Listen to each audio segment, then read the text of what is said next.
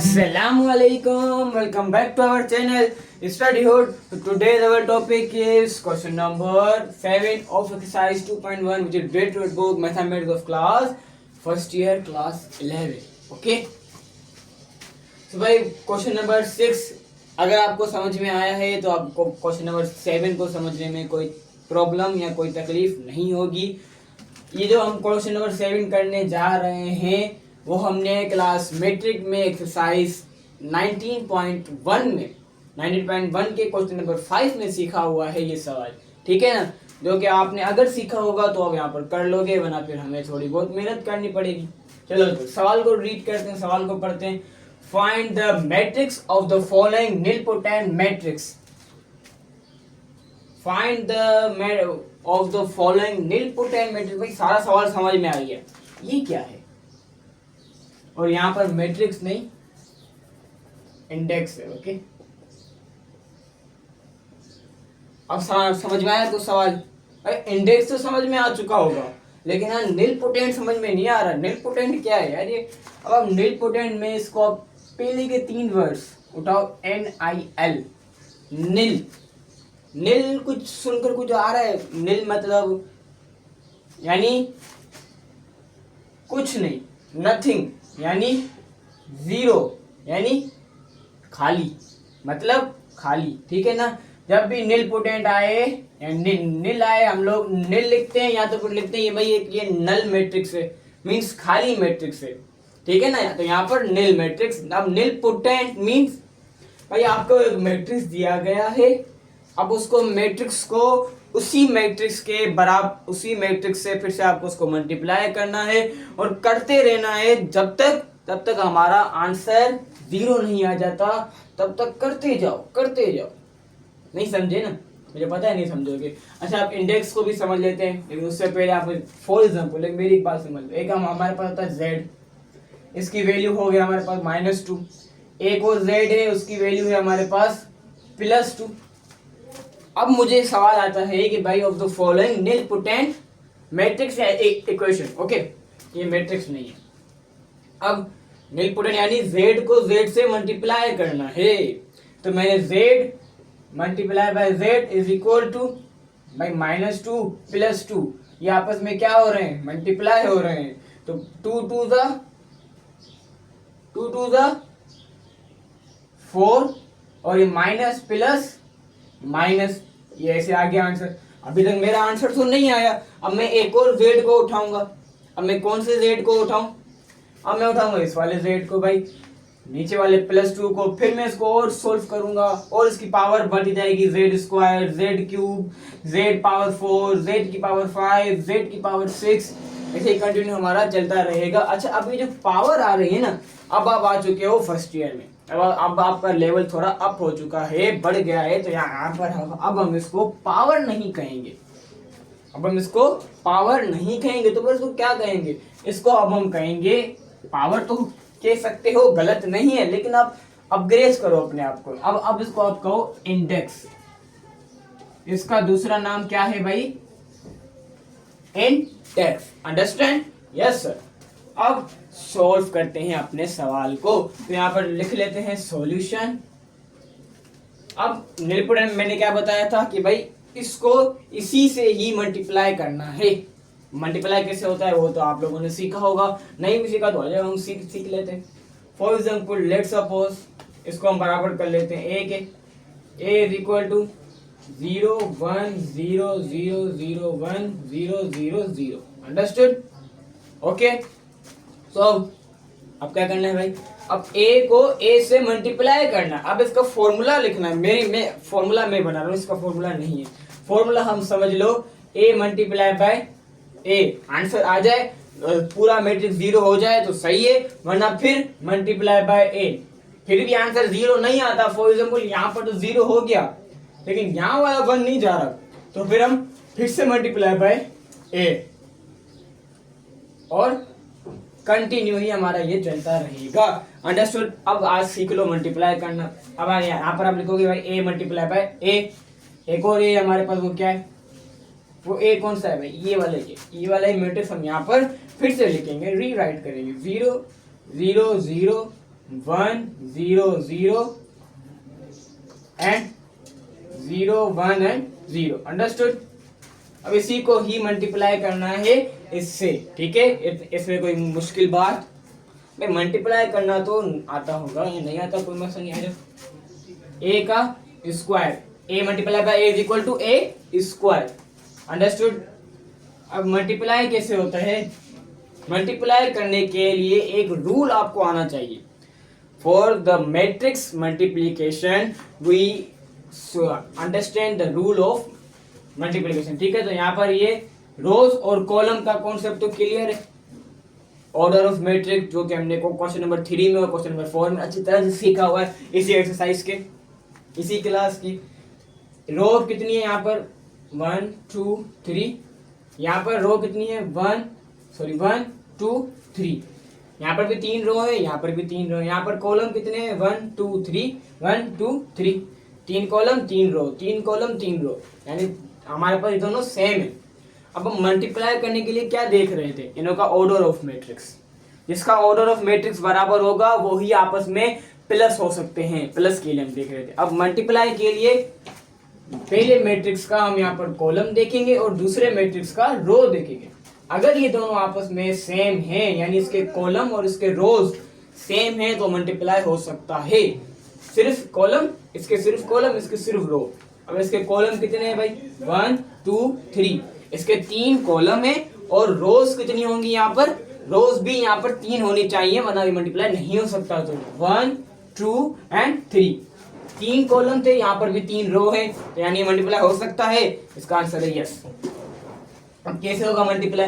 अब हम क्या करेंगे? सबसे पहले इस एक रो को इन तीनों कॉलम से मल्टीप्लाई करेंगे।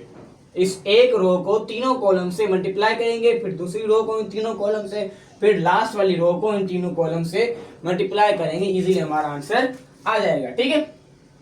तो 0, एक ये 0, एक ये 0, 0 0 सा 0 मल्टीप्लाई बाय 0। अंडरस्टूड। बीच में आएगा हमारे पास यहाँ पर प्लस, ये प्लस हमें बीच में लिखना है। और अब फिर से 1 मल्टीप्लाई बाय 0। इसको हम ऐसे चलेंगे, यानी इसको एंटी क्लॉकवाइज घुमाकर, सॉरी क्लॉकवाइज, ये क्लॉकवाइज घूम रहा है ना, इसको रो को कॉलम में क्लॉकवाइज घुमाकर मल्टीप्लाई करना है। पहली रो यानी पहला नंबर पहले नंबर से, दूसरा नंबर दूसरे नंबर से, लेकिन कॉलम में। ओके, ये आपको समझना पड़ेगा। अब पहला 0 multiply by 0 and 1 multiply bye 0, 1 multiply bye 0 plus 0 multiply by 0, 0 multiply by 0। अब ये एक रो को हमने एक कॉलम से मल्टीप्लाई कर लिया। अब यही सिस्टम, यही काम हमें फिर से करना है। How many times? Only 2 times. 0 फिर से मल्टीप्लाई होगा 1 से, 0 मल्टीप्लाई बाय 1। अब 1 मल्टीप्लाई बाय 0 प्लस बीच में 1 मल्टीप्लाई बाय 0। यहाँ पर 0 multiply by 0 plus 0 multiply by 0। लाजमी रीचेक करते रहना, अगर थोड़ी सी भी माइनर सी भी मिस्टेक आ गई तो फिर हमें एक और दफा मल्टीप्लाई करना पड़ेगा। ओके, अब 0 मल्टीप्लाई बाय थर्ड कॉलम की बारी है। 0 मल्टीप्लाई बाय 0, बीच में थोड़ा सा स्पेस, 0 मल्टीप्लाई बाय 0। अब 1 मल्टीप्लाई बाय 1, 1 मल्टीप्लाई बाय 1, बीच में प्लस आना चाहिए। अब 0 मल्टीप्लाई बाय 0, यहाँ पर आ गया 0 मल्टीप्लाई बाय 0। अंडरस्टूड। अब ये जो है हमारी एक रो ने इन तीनों कॉलम से मल्टीप्लाई हो गई है। अभी एक रो तीनों कॉलम से मल्टीप्लाई हो गई है। अब दूसरी रो की बारी, अभी दूसरी रो इन तीनों कॉलम से मल्टीप्लाई होंगी। अंडरस्टूड। अभी देखो 0 इस 0 से मल्टीप्लाई होगा, फिर ये वाला 0 इस 0 से मल्टीप्लाई होगा, फिर ये वाला 1 इस 0 से मल्टीप्लाई होगा, यानी एक रो इन कॉलम से मल्टीप्लाई होगी। ठीक है। सो 0 multiply by 0, 0 multiply by 0 plus 0 multiply by 0, फिर 0 मल्टीप्लाई बाय 0, अब फिर 1 मल्टीप्लाई बाय 0, फिर में प्लस 1 मल्टीप्लाई बाय 0। अब मैं पहला ही से सवाल है, ये पहला पार्ट है जो मैं आपको अच्छी तरह से समझाने की कोशिश कर रहा हूँ, और अगले पार्ट में मैं लिखता रहूंगा, आप देखते रहना बस। ठीक है। अब एक रो को हमने एक कॉलम से मल्टीप्लाई कर दिया, अब बारी आती है दूसरे कॉलम की। अब इसी रो को दूसरे कॉलम से मल्टीप्लाई करना है, वो भी लाइन वाइज। 0 को 1 से मल्टीप्लाई करेंगे, थोड़ा सा स्पेस देकर 0 मल्टीप्लाई बाय 1। अब यहाँ पर 0 मल्टीप्लाई बाय 0 प्लस देकर, ठीक है, बीच में प्लस लाजमी आना चाहिए ना, आपका सवाल गलत हो जाएगा। अब ये 0 हो गया। अब ये 1 multiply bye 0 plus 1 multiply bye 0। Okay, अब 0 मल्टीप्लाई बाय फिर से 0। मैं अगर चाहूँ तो डायरेक्ट यहाँ पर आंसर लिख सकता हूँ, क्योंकि मुझे ये नहीं पता है, आप लोगों को ये नहीं पता कि भाई 0 1 जा 0, 0 0 जा 0, हर चीज हमें आती है, ठीक है ना। अब ये 0 इस 0 से मल्टीप्लाई हो गया। अब ये 0 इस 1 से मल्टीप्लाई होगा, ठीक है ना। 0 1 से मल्टीप्लाई होगा, यानी प्लस देकर 0 मल्टीप्लाई बाय 1, फिर से प्लस आएगा। और ये 0 इस 0 से, सॉरी ये वाला 1 इस 0 से मल्टीप्लाई होगा, 1 मल्टीप्लाई बाय 0। अब दूसरी रो भी इन तीनों कॉलम से मल्टीप्लाई हो चुकी है। अब बारी आती है नंबर 3 रो की, जो कि इन तीनों ही कॉलम से एक दफा फिर से मल्टीप्लाई होगी। क्यों मल्टीप्लाई कर रहे हैं? क्योंकि हमें आंसर 0 चाहिए, आंसर 0 चाहिए। तो 0 multiply by 0 plus 0 multiply by 0, फिर से 0 मल्टीप्लाई बाय 0 और 0 मल्टीप्लाई बाय 1। थोड़ा सा स्पेस देकर, क्योंकि हमने दूसरी रो पर आ चुके हैं, सॉरी पहली रो में है लेकिन फिर भी दूसरे कॉलम में आ चुके हैं, तो थोड़ा सा स्पेस हमें यहाँ पर देना होगा। 0 मतलब 0, 1 0 जा प्लस 1 मल्टीप्लाई बाय 0, फिर से plus 0 multiply by 0 plus 0 multiply by 0। Okay, सही है ना भाई। 0 मल्टीप्लाई बाय 0, 0 1 जा, ओके 0 0 था, यहाँ पर 0 आएगा। देखा, रीचेक करना है लाजमी। अब 0 0 से मल्टीप्लाई हुआ, ओके। अब ये 0 इस 0 से मल्टीप्लाई होगा, थोड़ा सा स्पेस देकर 0 0 से यहाँ पर फिर से वहां पर प्लस दोगे, फिर यहाँ पर आप लिखोगे 0 मल्टीप्लाई बाय 1, ओके, प्लस देकर 0 मल्टीप्लाई बाय 1। अब यहाँ पर 0 मल्टीप्लाई बाय 0 प्लस देकर 0 मल्टीप्लाई बाय 0। अंडरस्टूड? ये मेथड समझ लो, फिर आपको कोई मुश्किल नहीं होगी इसमें, सही है ना। बस पहले वाले की रो, सॉरी पहले वाले के कॉलम, दूसरे वाले के रो, यहाँ पर इसका एंटी कर दो, एंटी करो, यानी उल्टा कर दो। पहले वाले के रो, दूसरे वाले के कॉलम, पहले वाले के रो, दूसरे वाले के कॉलम बराबर होने चाहिए, या तो फिर कॉलम और रो बराबर होने चाहिए, ठीक है। हमारे पास ऐसा भी क्वेश्चन आया था क्लास मैट्रिक में कि जिसके जो है ऑर्डर ऑफ मैट्रिक्स दोनों के चेंज थे, लेकिन हमने दोनों को मल्टीप्लाई किया, वो हुआ भी मल्टीप्लाई, क्योंकि पहले वाले के रो दूसरे वाले के कॉलम से बराबर थे। Okay, understood? Yes sir. अब क्या करना है? अब तो इजी स्टेप है। इजी स्टेप कौन सा है हमारे पास? अब यहाँ पर आप देखो 0 0 जा 0 प्लस 0 1 जा 0 प्लस 0 0 जा 0, बस अब यही करते रहना है। 0 1 जा, थोड़ा सा स्पेस यहाँ पर देना है, देखो यहाँ पर स्पेस है तो यहाँ पर भी हम थोड़ा बहुत स्पेस देंगे। ये तो इजी मेथड है यार, ये तो इजी चीजें हैं। 2.1 में हो अभी तो आप, अभी तो आगे तो चलो। प्लस देंगे बीच में 0 1 1 0 था 0 प्लस 0 0 था 0, यानी अब यहाँ पर आप एक चीज नोट करो कि हमारा एक 1 तो गायब हो गया, अब इस 1 को खत्म करना है बस, ठीक है ना। 0 0 था 0 प्लस 1 1 था 1 प्लस 0 0 था 0। अब यहाँ पर देखो 0 0 था 0 प्लस 0 0 था 0 plus 0 0 plus 0 plus 0 0 plus 0 plus 0। Okay, यहाँ पर भी तीनों 0 हैं, 0 यहाँ पे मैं प्लस लगाकर बीच में 0 लिखता रहूँगा। 0 प्लस 0 प्लस फिर से 0, यहाँ पर 0 प्लस 0 प्लस 0। इतने 0 0 हैं कि हम लोग फिर भी इसको एक दफा और मल्टीप्लाई करेंगे। भाई इतने सारे 0 हैं, सारे 0 तो हो गए, लेकिन नहीं यार, यहाँ पर एक 1 आ गया, यहाँ पर एक 1 आ गया, तो इसकी वजह से हमें इसको एक दफा फिर से a से मल्टीप्लाई करना होगा, लेकिन आफ्टर इरेज। ओके, तो मैं ये कुछ थोड़ा बहुत सा इरेज कर दूं। सो 3 2 1 तो भाई अब जो है हमारा आंसर आ चुका है, अभी तक नहीं आया भाई। अब हम क्या करेंगे, 0 + 0, 0 + 0 आंसर क्या आएगा भाई, 0 ही आना है। हर किसी को अभी इतना कॉन्सेप्ट तो पता होना चाहिए यार। आंसर मैं यहाँ पर लिख रहा हूँ, ठीक है, a²। ओके, यहाँ पर हम इसको क्या कहेंगे, इस मैट्रिक्स को a²। 0 + 0 + 0 आंसर क्या आ जाएगा, 0। यहाँ पर भी 0, यहाँ पर भी 0, 2 3 0। ओके, तो यहाँ पर भी 0, यहाँ पर भी 0, यहाँ पर भी 0, यहाँ पर भी 0, यहाँ पर भी 0, लेकिन यहाँ पर 1 आ गया बस। ये देखो ना, 0 + 1 आंसर इज 1, सो 1 + 0 = 1। सो ये a²। अब हमारा नीलपोटेंट मैट्रिक्स पूरी तरह से सॉल्व नहीं हुआ। अब हम क्या करेंगे, अब इस a² को जो हमारा आंसर आया है, जो मैट्रिक्स आया है, इसको हम फिर से मल्टीप्लाई करेंगे, किससे, a से, सवाल से फिर से मल्टीप्लाई करेंगे। So multiply by a, multiply by a, तो हमारा a क्या है, यहाँ पर फिर एक दफा 0 0 0 1 0 0 0 1 0। अंडरस्टूड? ओके, अब हम यहाँ पर क्या लिखेंगे भाई, अब यहाँ पर लिख लो आप a⁴ यानी a³। अंडरस्टूड? अब फिर से इसका आप देख लो रो, इसके आप देख लो कॉलम।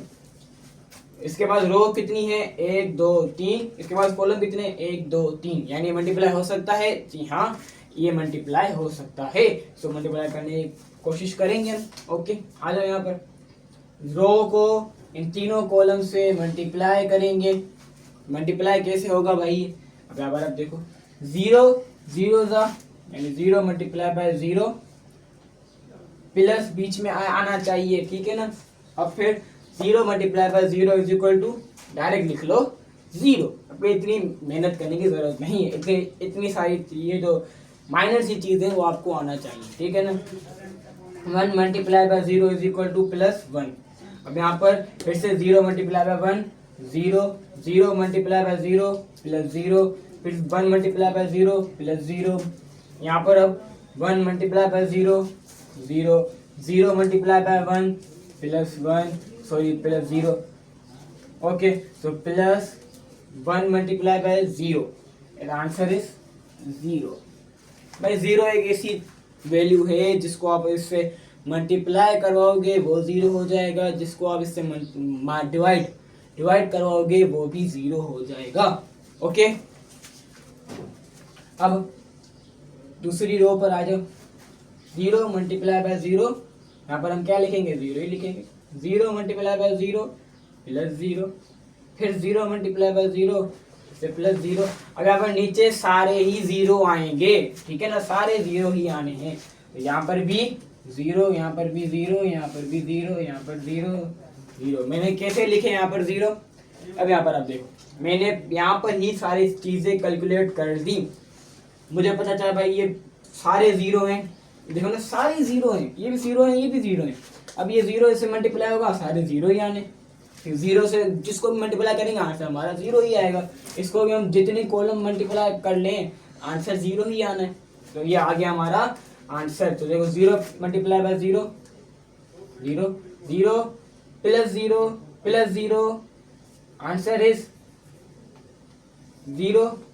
यहाँ पर 1 कैसे है, यहाँ पर 1 नहीं आना चाहिए। देखो 0 × 0, ओके, प्लस 0 × 0, यहाँ पर 1 × 0, यहाँ पर भी 0 आएगा। ओके, तो ये तीनों क्या आ गए हमारे, 0 आ गए।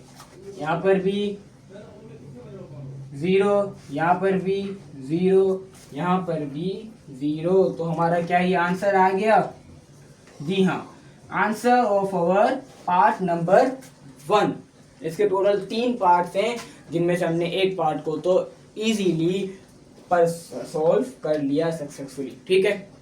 तो अब ये था हमारा part number 1। Now we move on to our part number 2। 3 2 1 race. Here is our part number 2 of question number 7। तो इसमें भी हमें वही सेम मेथड अप्लाई करना है जो कि हमने पार्ट नंबर 1 में किया था, यानी ए को ए से, यानी इसी मैट्रिक्स को इसी मैट्रिक्स से मल्टीप्लाई करते रहना है। कब तक, जब तक आपका आंसर 0 नहीं आ जाता। मल्टीप्लाई कैसे होता है हमने पार्ट नंबर 1 में सीखा, पार्ट नंबर 2 में सीखेंगे, पार्ट नंबर 3 में सीखेंगे। ओके, लेट्स सपोज सॉल्यूशन, इसको हम बराबर कर देते हैं a के। ओके, इसको आप बराबर कर दो a के, a is equal to a के बराबर करते हैं, a तो हो गया, b के बराबर कर दो, b के बराबर। ओके, यहाँ पर आपकी मर्जी है, b के बराबर करो, c के, ABCD में 27 अल्फाबेट्स हैं, जिसके बराबर करो आपकी मर्जी है। सो यहाँ पर 1 -1 1 -3 3 -3 -4 4 -4, इसको मल्टीप्लाई करेंगे इसी के मैट्रिक्स से। So b multiply by b, b is equal to 1 -1 1 -3 3 -3 -4 4 and -4। Multiply कैसे होता है, रो और कॉलम के जो यहाँ पर काउंटिंग होती है वो हमें बराबर रखनी है, यानी इसकी रो इसके कॉलम जो है हमें बराबर होने चाहिए। रो कितनी है यहाँ पर 1 2 3, कॉलम कितने हैं यहाँ पर 1 2 3। और मेरी एक बात याद रख लो, हमें हमेशा, क्या आप इसका पहले ऑर्डर ऑफ मैट्रिक्स भी चेक कर लो। ऑर्डर ऑफ मैट्रिक्स मींस इसके रोज और कॉलम एक ही ब्रैकेट में, ये 3/3 का मैट्रिक्स है और ये भी 3/3 का मैट्रिक्स है। अगर ये 3/3 के दोनों अगर 3/3 के मैट्रिक्स हैं तो आप इसको जो है यहाँ पर आप नहीं देखोगे कि भाई इसके रोज और कॉलम बराबर हैं या नहीं। ओके, फिर हमें कोई जरूरत नहीं पड़ेगी। अब ऑर्डर देख लो, क्योंकि हमें ऑर्डर देखना अच्छी तरह से आता है, हमने क्लास मैट्रिक में सीखा, क्लास फर्स्ट ईयर में सीखा, अब यहाँ पर फिर से सीख रहे हैं। सो रो को इन तीनों कॉलम से मल्टीप्लाई करना है वेरी इजीली। यहाँ पर आप गौर से देखो, यहाँ पर देखो माइनस और प्लस का चक्कर आ चुका है। यहाँ पर आप बिल्कुल अब गौर से यहाँ पर काम करना है, वरना फिर हम थोड़ी भी गलती की तो फिर हमें बार बार फिर से मल्टीप्लाई करना पड़ेगा।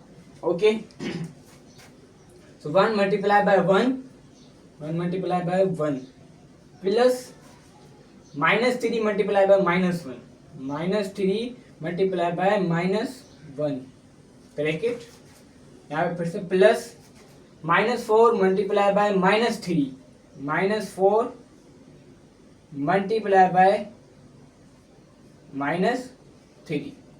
अब ये एक रो एक कॉलम से मल्टीप्लाई हो गई, सही है, मैंने सही किया है। 1 1 -3 -1 -4 1 से -3 नहीं, -3 कहाँ पे चला ये में, -4 multiply by 1। Understood? Yes sir. अब आ जाओ, इसी रो को दूसरे कॉलम से मल्टीप्लाई करेंगे थोड़ा सा स्पेस देकर।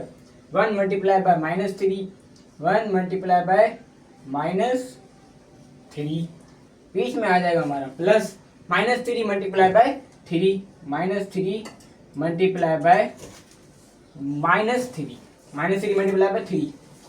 Okay, so -4 multiply by -3 plus -4 multiply by -3। अब यहाँ पर अपनी आंखों को खोल कर रखना है, थोड़ी सी भी गलती हुई तो ये हमारा पूरा का पूरा खराब हो जाएगा, पूरा हमारा आंसर गलत आएगा। अंडरस्टूड?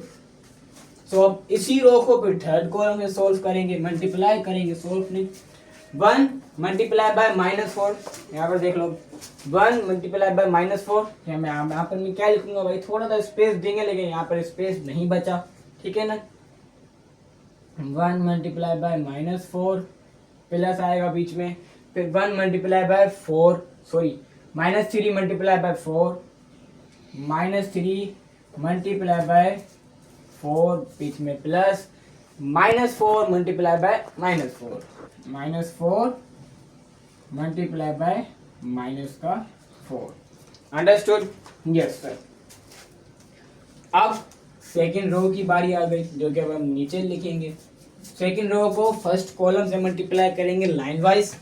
तो -1 मल्टीप्लाई बाय 1, अब यहाँ पर आप लिखोगे -1 multiply by 1 plus 3 multiply by -1 3 multiply by -1। Bracket दे दो यहाँ पर तो अच्छी बात है, ब्रैकेट नहीं देते तो भी कोई मसला नहीं है, लेकिन फिर आपको थोड़ी बहुत कंफ्यूजन पैदा होगी। सो -4 multiply by 1 plus 4 multiply by 1।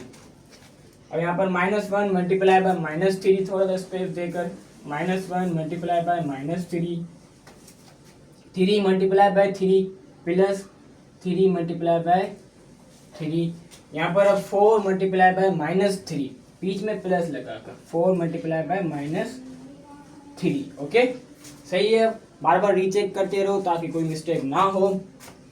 अब यहाँ पर -1 मल्टीप्लाई बाय -4, थोड़ा स्पेस देकर -1 मल्टीप्लाई बाय -4, 3 मल्टीप्लाई बाय 4, बीच में प्लस देकर 3 multiply by 4, 4 multiply by -4 plus 4 multiply by -4। Okay, तो अब दूसरी रो को भी हमने इन 3 कॉलम से मल्टीप्लाई कर दिया विथ सक्सेसफुली। ओके, अब बारी आ जाती है आखिरी कॉलम की, आखिरी रो की, इन तीनों कॉलम से मल्टीप्लाई करने की। 1 multiply by 1, okay, plus 1 -3 multiply by -1, -3 multiply by -1। Okay, अब -4 मल्टीप्लाई बाय 4, -4 मल्टीप्लाई बाय 4 नहीं, -4 मल्टीप्लाई बाय 1। इसमें कंफ्यूजन भी हो रही है हमें, लेकिन हमें फिर भी करना है। 1 multiply by -3, 1 multiply by -3 plus -3 multiply by 3, -3 multiply by 3, फिर आएगा प्लस। और यहाँ पर आप गौर से देखो, -4 multiply by -3, -4 multiply by -3। Okay, बीच में फिर थोड़ा स्पेस आएगा। और अब आखिरी रो को आखिरी कॉलम से मल्टीप्लाई करना है, उसके बाद हम इसको और आगे सिंपलीफाई करेंगे। 1 multiply by -4, 1 multiply by -4, -3 multiply by 4 plus -3 multiply by 4, -4 multiply by -4 multiply -4 multiply by -4। Okay, so समझ में आ गया। अब एक और बार में मेरा ख्याल है रीचेक कर देना चाहिए। 4 मल्टीप्लाई बाय -4, जो तुमने वहां पर लिखा था, यहाँ पर 4 है। ओके, चलो अब आगे सॉल्व करते थे। अब इसमें अगर मैंने कोई भी मिस्टेक की होगी तो फिर मेरा ये सारा का सारा सवाल गलत होगा, पार्ट सारा का सारा पार्ट मेरा ये गलत होगा। तो 1 1 जा 1 प्लस -3 मल्टीप्लाई बाय -1, 3 1 जा 3, माइनस माइनस हो जाएगा प्लस, बीच में प्लस आ गया। और अब 4 multiply by 1 is equal to -4, -1 multiply by 1 is equal to 0 plus plus.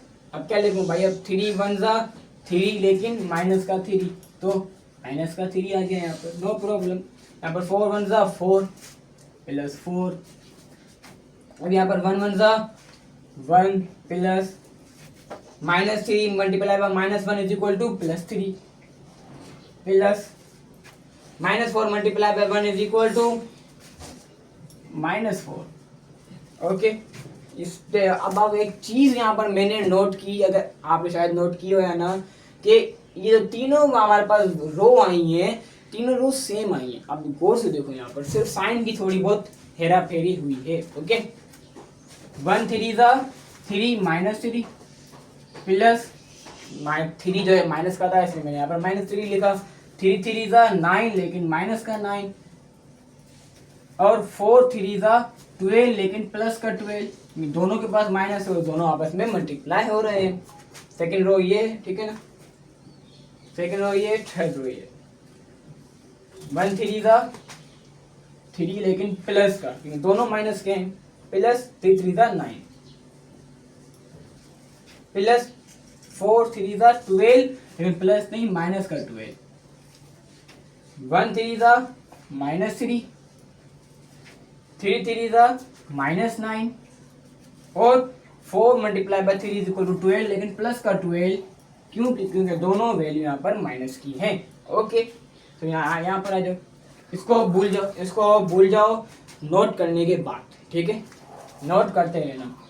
4 one ज़ा 4 लेकिन माइनस का 4 प्लस 3 4 ज़ा 12 लेकिन माइनस का 12। अब 4 4 ज़ा 16 लेकिन माइनस का 16। क्यों? क्योंकि एक वैल्यू माइनस की है, एक प्लस की है। यहाँ पर आ जाओ। 4 वन ज़ा 4 प्लस का क्यों आएगा? क्योंकि यहाँ पर दोनों माइनस की है वैल्यू, आपस में मल्टीप्लाई हो रहे हैं। जब माइनस आपस में मल्टीप्लाई होती है तो साइन भी मल्टीप्लाई होती है। Sign minus minus plus plus 3 4 ज़ा 12 प्लस 4 4 ज़ा 16 लेकिन माइनस का 16 प्लस सब मिटा दीजिए। क्यों? अच्छा मैं यहाँ पर प्लस क्यों मिटा रहा हूँ? फिर माइनस भी आ रहा है प्लस में मैं दोनों क्यों नहीं लिख रहा हूँ? क्योंकि भाई जब साइन माइनस ऊपर जा रही है तो वो ऊपर जाकर प्लस से मल्टीप्लाई हो रही है, और ये प्लस और माइनस आपस में मल्टीप्लाई होते हैं तो आंसर क्या आता है? आंसर आता है माइनस। जब भी माइनस और प्लस की जंग होती है तो जीतता कौन है? हमेशा माइनस जीतता है, ठीक है ना। 1 4 ज़ा माइनस 4 प्लस 3 4 ज़ा माइनस का 12 प्लस यहाँ पर मल्टीप्लाई होकर खत्म हो गया। फिर आएगा प्लस 4 4 ज़ा 16 प्लस का 16 क्यों आया? देखो जो 16 ऊपर जा रहा है ना यहाँ से, वो भी प्लस का है। वो प्लस जाकर जो है वो यहाँ वाले प्लस से मल्टीप्लाई हो रहा है। जब वो आपस में मल्टीप्लाई हो रहे हैं तो यानी प्लस और प्लस की जब यहाँ पर लड़ाई होगी तो कौन जीतेगा? प्लस ही जीतेगा। अब कौन सा प्लस जीता वो हमें नहीं पता भाई, अलग अलग तो नहीं है, यहाँ पर एक ही चीज नाम है इन दोनों का। ओके सो अब यहाँ पर होगा रेस 3 2 1। तो हमने यहाँ पर सोल्व कर दिया, लेकिन हाँ मैंने इरेज करने से पहले मैंने एक मिस्टेक कर दी थी। वो क्या थी? वो यहाँ पर था कि यहाँ पर लिखा हुआ था -1 मल्टीप्लाई बाय 1, क्योंकि -1 मल्टीप्लाई हो रहा था 1 से, मुझे लगा प्लस हो रहा। ठीक है, तो हमने इतने सारे क्वेश्चन थी और थोड़ा बहुत कंफ्यूज हो गया। तो यहाँ पर जो हमारे पास आएगा माइनस का 1। ओके, माइनस का 1 आएगा, ना कि 0 आएगा। तो अब आगे चलते हैं, आगे इसको और सिंप्लीफाई करेंगे। अब यहाँ पर आप बोर्ड से देखो 3 + 1 + 3 = 4 और माइनस प्लस का 4, यहाँ पर माइनस है, माइनस का 4 है यहाँ पर। ठीक है ना, यहाँ पर तो मैंने -4 लिखा था। अब माइनस माइनस होगा प्लस, लेकिन साइन माइनस की आएगी, तो माइनस का 4 प्लस का 4। अब यहाँ पर 1 + 3 = 4 प्लस का माइनस का 4। ठीक है, अब माइनस माइनस फिर से होगा प्लस, लेकिन साइन माइनस क्या आएगी? -12 + 12, और यहाँ पर +12 -12 प्लस अब नहीं लिखती। ओके, -12 + 12, और यहाँ पर अब माइनस माइनस प्लस, लेकिन फिर से साइन माइनस की आएगी, माइनस का 16 प्लस का 16, यहाँ पर 16 + 16 -16। ओके, छोटे से कॉन्सेप्ट हैं जो कि समझना है।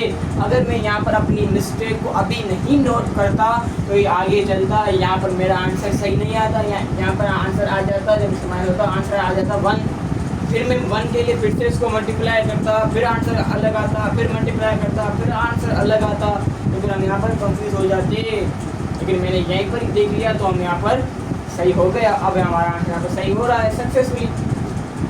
-4 + 12, यहाँ पर आ जाएगा -16, और यहाँ पर प्लस का 16। अब यहाँ पर आप एक चीज़ नोट करो, वो क्या? सारे आंसर 0 हैं। प्लस का 4 माइनस का 4 माइनस का 4 प्लस का 4 माइनस का 12 प्लस का 12 -16 प्लस का 16, सारे आंसर यहाँ पर ए का जो स्क्वायर, बी का जो स्क्वायर है वो यहाँ पर मेरे पास क्या आएगा? All answer are 0। Okay, 0 0 0 0 0 0 0 0 0। Understood? So हमने यहाँ पर अपना पार्ट नंबर 2 भी अच्छी तरह से सॉल्व कर दिया। सो यहाँ पर आप एक चीज़ लिखोगे, आप एक चीज़ लिखोगे, वो क्या होगी भाई? हम यहाँ पर इसको बी कैसे करें, तो B is a nilpotent matrix, nilpotent matrix से विच इंडेक्स हमारे यानी पावर हमारे पास कितनी आई थी, यस। आपको ये लिखना है पार्ट नंबर 1 में भी। पार्ट नंबर 1 में सिर्फ और सिर्फ क्या होगा, यहाँ पर आ जाएगा ए और यहाँ पर आ जाएगा 3। मैंने यहाँ पर नहीं लिखा था, भूल गया था, कोई मसला नहीं है, लेकिन मैंने आपको अभी बता दिया, आप अभी कर लेना। सो पार्ट नंबर 3 जो है वो बिल्कुल सेम टू सेम हमारे पार्ट नंबर 2 की तरह है। वो आपको दिया जाता है, आपको होमवर्क, ठीक है, होमवर्क दिया जाता है। पार्ट नंबर 1 को समझा, पार्ट नंबर 2 को समझा, मुझे कैसे पता चलेगा, मुझे पता कैसे चलेगा कि भाई मेरा समझाया हुआ आपको समझ में आ भी रहा है या नहीं। तो उसके लिए मैं आपको दे रहा हूँ होमवर्क। अगर आपका वो होमवर्क आप कर लेते हो तो यानी आपको समझ में आ चुका है। अगर वो आप होमवर्क नहीं कर पाते तो कोई मसला नहीं है, मुझे एक कमेंट्स में बता देना कि बस सर मुझे ये सवाल पार्ट नंबर 3 नहीं समझ में आ रहा है, एक दफ़ा सोल्व करवा दे। मैं एक दफ़ा सोल्व करवा कर लाइव आकर भी सोल्व करूँगा और उसकी वीडियो बनाकर भी पोस्ट करूँगा। ओके, सो अब यहाँ पर लिखेंगे अपना part number 3। So here is our part number 3 of question number 7 of exercise 2.1। ये आपको दिया जाता है होमवर्क। ओके, सो अगर आपको ये 2 पार्ट समझ में आए होंगे तो आप ये कर लोगे और अपने फ्रेंड्स में ये वीडियो आप लाजमी शेयर कीजिएगा ताकि उनकी भी हेल्प हो सके। तो मिलते हैं अपनी किसी नेक्स्ट वीडियो में, तब तक के लिए अल्लाह हाफ़िज़ एंड थैंक्स फॉर वॉचिंग।